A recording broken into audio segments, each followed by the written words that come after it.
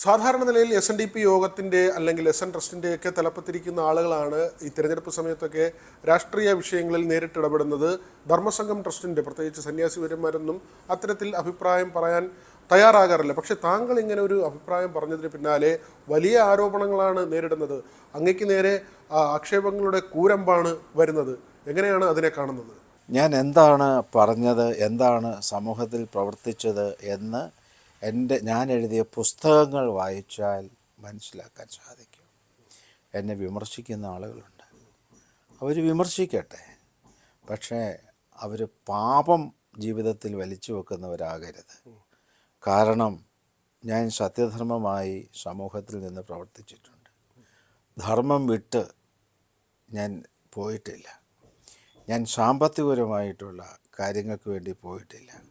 എനിക്ക് 10 പൈസ ലഭിച്ചിട്ടുണ്ടെങ്കിൽ അതെല്ലാം ശിവഗിരിക്ക് ലഭിച്ചിട്ടുണ്ട്. ഇനിയും എൻ്റേതായിട്ട് എന്തെങ്കിലും ഉണ്ടെങ്കിൽ അത് ശിവഗിരിക്കുമായി തന്നെ ലഭിക്കുകയുള്ളൂ.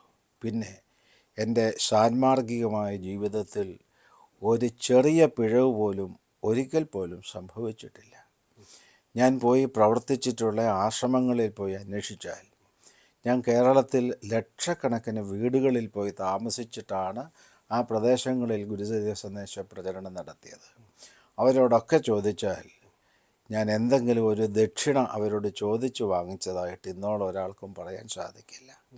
എൻ്റെ നാവിൽ നിന്നോ എൻ്റെ പ്രവൃത്തിയിൽ നിന്നോ ആർക്കും ഒരു തെറ്റ് ചൂണ്ടിക്കാണിക്കാൻ സാധിക്കില്ല. അതാണ് സത്യധർമ്മമായിട്ടുള്ള അതിനെക്കുറിച്ചുള്ള എൻ്റെ കാഴ്ചപ്പാട്.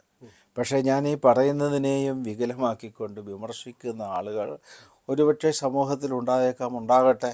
അതവർ വിമർശിച്ചതിൻ്റെ നന്മയോ തിന്മയോ പാപമോ ഒക്കെ അവരുടെ ജീവിതത്തിൽ ഏറ്റുവാങ്ങട്ടെ എന്ന് മാത്രമേ എനിക്ക് അതിനെക്കുറിച്ച് പറയാനുള്ളൂ.